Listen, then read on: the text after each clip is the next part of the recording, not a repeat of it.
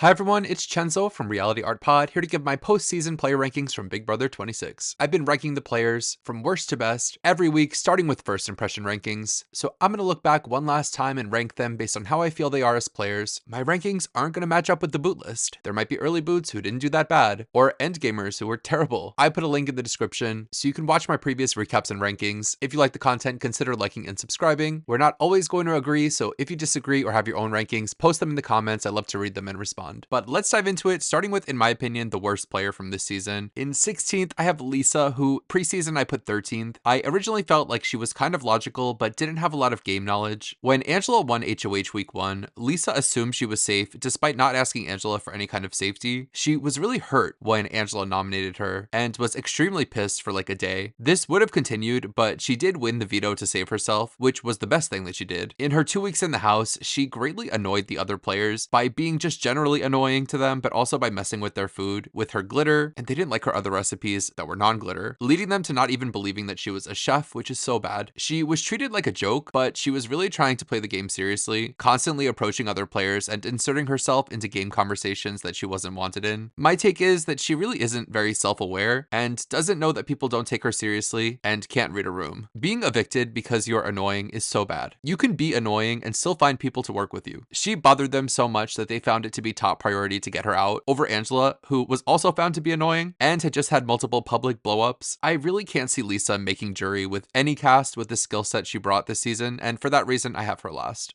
In 15th, I have Kenny, who, first impressions, I put 4th. I liked him in his preseason interviews. He had his experience as a cop, and of all the reality TV cops, he seemed to be one of the more intelligent and capable. Add onto that many of the older and younger players were saying they wanted to work with older players, but not a lot of that ended up being brought up or even happening in the house, starting with him for some reason not quickly trying to bond with Angela, which led to him being nominated week 1 when he really shouldn't have, had he tried. When Matt gets nominated, he starts his permanent hissy fit and his storyline of wanting to quit the game, which was weird because he only wanted to quit the game when women were in power, but when he won the veto and on Cedric's HOH, he had this sexist zest for life. I have him above Lisa because had he not wanted to quit, I think he could have lasted longer, and he did have one-on-one bonds that could have come in handy, namely with Tucker and Leah, and even in his eviction week, he was involved in some strategy with getting involved with the Guys Alliance that almost backdoored Quinn, had Cedric not switched up and ratted the plan out to the Pentagon. While I do feel like he plays a better game than Lisa, I still feel he was terrible. He was crying about his kids after being there for like a day, and I just felt like he didn't know what he was signing up for because his wife likes Big Brother. So he was just bad, and I never want to see him on TV again. The next few players I don't think are terrible, but I still think did more actively bad than good, leading me to call them bad players. And you'll notice I think a lot of the players this season, especially that made it far, weren't good players, which made for good entertainment. But let's get into it with number 14. I have Chemo, who was originally 15th. My impression of him was that he was going to be a floater and be annoying to the other house guests, and that he wouldn't be good under pressure. In his preseason, he said that he was going to bring the drama, but he must have just been saying that because he never really brought the drama, unless he meant the drama like the performing arts or the drama like the chronic gas. He comes into week 1 and doesn't even try to talk to Angela to get her not to nominate him, which was bad and resulted in him going on the block. He was saved by meeting T-Core, who was basically a godsend to his game, because on any other cast without T-Core, Chemo is guaranteed pre-merge. She takes him under her wing and he pretty much rides her coattails through the whole game, but without her, he'd be pretty lost. He was also saved by winning a clutch arena comp and later would win a clutch veto, so he was able to save himself under pressure and prove me wrong about that. I did have him in first position 1 week because he was in a place where he was the only person who knew about Quinn's power other than Angela. He had the whole world in his hands, and if knowledge is power, Chemo was the most powerful player in the game, and he just pissed it away and ran his mouth to Tucker because he had a crush on Tucker, shaking my damn head. I continued to rank him highly for a bit because T-Core was playing well and he was basically attached to T-Core, but as soon as she was gone, he went right back down to the bottom. My biggest issue with his game was a lack of initiative. Not only did he not campaign to Angela after her HOH win, but he never campaigned to the HOH to ask not to be nominated. I feel like if you're going on Big Brother, you need to be talking to the HOH either Thursday night or Friday morning. Thursday night if possible. This resulted in him going on the block repeatedly. It's interesting how he had no time to campaign for himself, but plenty of time to complain about being nominated in the diary room. Funny how that works. In 13th, I have Joseph. I originally had Joseph first based on first impressions questions, he seemed to have all the right answers, being well-versed in reality TV and wanting to model his game after Dan. He comes into the first week trying to get into a big group, so he gets into the collective. He did that, then phoned it in because that's all he had going on, and after Angela wrecked the collective, he scrambled to pick up the pieces of the collective and eventually succeeded, kind of. I had him ranked number 1 after the Cedric blindside because he was in a great spot in the game. Nobody was coming for him and he could have played the background, but once he gets into a good spot in the game, he gets so cocky that he ruins it for himself, bragging about how he was going to win the game and telling everyone how he whacked off in a tent, which is probably not advice that's written in How to Win Friends and Influence People. I want to say that he's a good player or even decent, but he's so disliked by the other house guests due to his own behavior, it's almost like he was actively trying to get evicted. And there's no way I could say that someone who was reading How to Get Your Ass Evicted for Dummies can even be classified as a decent player. So here he is in 13th. Now that I've gone through my bad players, here's a long section of players that I feel were decent. Their games were a mixed bag, but overall I found that I had the same amount of positive and negative to say about these players. Starting with 12th in Matt, who I originally ranked 7th, so he did drop a lot, and I know y'all are gonna call him a sneak here. I originally felt like he was a yapper who didn't know what he was getting himself into, and he claimed to want to work with older people. He gets a really bad outcome of the first HOH being Angela, because she truly had a bug up her butt about him, and while the conversation where Matt tells Angela if she puts him up, he'll return the favor didn't go over well, and was a critical mistake, it is a pretty rational point, but definitely not well timed or well said. So that was his biggest mistake, but I think with any other HOH, Matt probably slides by this week without actually getting targeted. I don't think he was awful because he actually had a strong friend group in the house with Mackenzie and Leah, who both would go on to win competitions and make it to the end game. He also had Kenny willing to lay down his own life in the game for him, and Matt leaving broke Kenny, so obviously he has a level of sauce that shows potential as a player. Once Angela nominates him, he's pretty toast since it's too appealing to not vote him out, and he wasn't in the big majority alliance. But had he somehow eked by, I think he was successfully playing the victim of Angela's wrath. I'm feeling left like there's a lot of potential for him, either on the challenge or something else. I feel like we haven't seen the last of old Crazy Eyes. Moving on to 11th, where I have Quinn, who I originally ranked 12th. Preseason, I felt that Quinn had overbaked strategies in his head and was hyper performative about his fandom, with the goal of making good TV for good TV's sake. Firstly, as a viewer of a television show, I'm here for the entertainment. If this were a ranking based on silliness and iconic behavior, Quinn would probably be higher. In terms of strategy, let's talk about the power he won. Quinn starts off the season winning the upgrade to hijack any HOH in the first 4 weeks, which is such a huge advantage, and proper use of this would have been to keep it a secret and use it to create chaos, and potentially make a big move in the game, or just keep it in your tool belt. But he quickly tells Angela about the power, which is so bad because Angela knowing would become a huge anchor on his game. He also tells Chemo, who would eventually spill the beans to Tucker, Quinn's nemesis. I found it puzzling that he would tell these players on the outs his biggest secret, but also not tell his own allies in the Pentagon, or T-Corps, which led to Tucker going to Cedric and presenting a really great idea to nominate Quinn, so they could vote him out with his power. So his game was in a bad place, and he uses his power to hijack Angela's HOH, and tries to target both Tucker and Mackenzie, but ends up evicting his own ally Cedric, who went out of his way to have his back in the week prior. Then he wins another HOH and gets checkmated into evicting another ally in Joseph, only to get evicted on Chelsea's HOH the following week. Long story short, there was a lot of bad there for Quinn. I was tempted to put him in my bad player section, but ultimately, there was a certain je ne sais quoi to Quinn that, despite him being so chaotic, kept everyone liking him and wanting to work with him despite him being such a messy player and so untrustworthy. With him being in the Pentagon and the Visionaries and having ties to other players like Joseph and Leah, I think if he wasn't being purposefully chaotic, he could have gotten much further and potentially won the game. But he was this chaotic on purpose, and I was even tempted to put him below Matt, and only didn't because he was on the block and survived an eviction, showing that he again had some kind of sauce on his social game. In 10th, I have Tucker, who I originally placed 14th, predicting that he would be in a showmance and that he would be an a-hole. I was quickly proven wrong, and he's quite a delight on the feeds and on the show, bringing a positive and entertaining light to the season. He starts the season deciding to abstain from all alliances, which makes sense for any player who doesn't really know the game. Either hold off or get into a giant group, but you don't want to be the leader of anything that you can't handle. He spends a lot of time bonding with Rubina, which really seemed like a friendship or a mini alliance until it was a romance. He made himself a target when he started playing, like when he was the most vocal person about getting Mackenzie out to flush her power during Chelsea's HOH. Then he spiraled after the failed plan to get Quinn out to flush that power, and he decides to use the veto on Angela and stay on the block, which was risky. Through a series of events, Quinn does end up nominated by America, which ended up showing that Tucker didn't even have the votes to get Quinn out. He goes on to win at least one competition between weeks 2 and 5, which prevented him from going home and increased his threat level, with the house evicting him at the first available opportunity in week 6. Tucker is definitely an all-star and fan favorite, but he's not that great of a player. He's really trying to be memorable, and with that comes him trying to break the first in curse, the costume curse, actively trying to do things to make good TV, like volunteering to go on the block so he could show off an AI arena. Through all of this, he sets a precedent of the veto getting used repeatedly all season long, which made great TV. He's mostly just there to be entertaining and to make a name for himself, and he succeeds in that, which does earn him a lot of money from America, but he's so unserious. I feel like if we see him again, it'll be more playing to the camera, and for that reason, I don't think he really cares enough about the game, but I do have him higher than some others because while he was on his winning streak, he did get to be a bit of a cult leader in the house, and I think those leadership qualities give him a lot of potential as a player. In 9th, I have Cedric, who I originally ranked 10th. He planned to play a loyal, honest game and play the little brother role, and I felt like he'd be well liked, but I questioned his ability to make tough decisions. He comes in and is a microchip with Chelsea week 1. It was impressive that they managed to avoid going on the block, and above anyone, he fell into the little brother role with Chelsea the most. These two were a bit of a duo, especially after being made a duo by the show, so he finds himself in that pair within the 3 Cs, trio, in the Pentagon, in the collective. He was lying about his job, but did tell Kenny his secret, which in the moment I thought was bad play, but never ended up mattering. His greatest accomplishment was winning that HOH, but in that reign, he entertains the short-lived ball player alliance, and their plan to backdoor Quinn, he kind of strung them along, which led to Tucker blowing up on Cedric the next day, but he chose to keep Quinn safe, and you'd think he'd expect a returned favor from Quinn. Really, the only reason not to flush Quinn's power is if you know that you're gonna be safe when he inevitably uses it, but Quinn uses his power the next week, and Cedric quickly volunteers to go on the block, thinking that he could beat Tucker in the competitions, but then he loses the veto to Tucker, loses the arena to MJ, and has the vote flipped on him. It's a hard game to rank because I don't think he does that much wrong. I hate that he volunteered to go on the block because he probably ends up filling Mackenzie's spot as Chelsea's rider in the endgame, but he did that, and I think on a return, there's a lot of potential for him when he's a bit more mature. In 8th, I have Leah, who I originally ranked last. She didn't say anything in her interviews that made me think she'd be good at this, and seemed to apply to the show because her mom and sister liked the show. She starts off the game in Matt's little clique, and when he's evicted, she's kind of floating around the house and having a lot of personal conversations, telling long personal stories, and often making long speeches after house happenings about how she's such a good person who would never do anything like that. She also fell into the role of the house cook, which was surprising given how many people on the season actually claimed to be masters of the culinary arts. While she wasn't involved in main alliances, she makes one-on-one bonds with Angela, Mackenzie, Joseph, Quinn, Cedric, Cam that helped to protect her from being nominated, especially with Quinn, who advocated for her at every turn, and she eventually got Quinn to prioritize her and throw his game away for her. Her biggest weakness was her sense that she had it all figured out all the time, when her reads were often bad. There was an entire house structure happening that she wasn't aware of, and she was blissfully ignorant because she was sailing on by thinking that she was crushing it because she wasn't being nominated. For a second, she was crushing it too, when she had both Quinn and Joseph under her thumb, but her choice to sub out Joseph for Angela was probably step 1 in her downfall. She should have convinced Quinn to nominate someone other than Joseph, if anything, if she wanted to save Angela, but then on her HOH week 9, she's manipulated by Mackenzie and nominates Chemo and Rubina, saying that her plan was to take both Chemo and Rubina off the block and nominate T-Core and Chelsea had she won the Genki veto. This was crazy strategy because she could have just nominated T-Core and Chelsea in the first place. She also wins the Genki veto and doesn't even really try to knock down the bottles. She totally treats it like a joke in what could have been a really powerful win. So ultimately, I don't really feel like Leah knew what she was getting herself into, and I have her above Tucker and Cedric because she's friendly and socially involved enough to make it to jury, but I still can't say she's a good player, but she never volunteered to go on the block. In 7th, I have Rubina, who I originally put 8th. On first impression, it seemed like she didn't really watch the show and was trying to get her break in comedy. To that level, she and Tucker are a match made in heaven because they both have the same vibes of not really caring if they win and just wanting to be performative and funny. So she meets Tucker, and that becomes her story up until she gets nominated with Tucker. Then she starts telling people that she doesn't want her edit to be being seen as the girl who gets into a showmance and is voted out. That story really resonated with people, especially T-Core and Chemo, who decided to go out of their way to save Rubina, and after Tucker was out, that's how they ended up being a trio. She doesn't do too much on her own in the game, though she did have pretty good reads on what was going on up to her eviction, where in the final 4, she was the only person left who seemed willing to cut Chelsea and saw her as a threat. While I don't think Rubina's particularly a good player, she's a really lovable person who was so well liked that the other players flipped the house to keep her just because they liked her. She didn't really make any bad moves, but was never in a power position to try. I'd love to see what she's capable of if she was super competitive, focused, and really wanted to win, but based on what we saw, here she is in 7th. In 6th, I have Brooklyn, who I ranked 5th preseason. She planned to relate to the older and younger players and work with a showmance. I felt like her strategies were a bit overbaked, and she never really works with the showmance in the game, though I guess it could have been interesting to see her meddling with Cam and Chelsea as time went on. I'm sure you're wondering how this last pre-juror made it so high on my list. Brooklyn was in a pretty excellent spot in the beginning of the game. She's in the Pentagon and is universally well liked. I had her ranked 1st, week 3, because she was in the newly re-solidified collective, 5, and they just evicted Kenny, who was talking a lot of smack about her and the women in general. She was completely blindsided by the Cedric eviction, with she and Cam and Chelsea being on the outs, and she accidentally made herself look bad, apologizing to Rubina and telling Rubina that she was going home right before the vote. Tucker then wins the HOH and veto, resulting in her being and staying on the block. She spends a good amount of the week trying to backtrack, but then she gets to campaigning, and she does make good points and is starting to make something happen, but the players are too busy trying to swing the votes to keep Chelsea that they never really have the time to even consider Brooklyn. While I think she obviously could have played better, I just think based off the chain of events that led to her eviction, they're so specific and unfortunate for her, and she's voted out for being such a threat. I like that she was a competitor and wanted to win and was focused, so I still feel like she was a higher level, decent player despite her short stay in the house. If you ask me who's a better player, Brooklyn or Rubina, who would win in a fight, so to speak,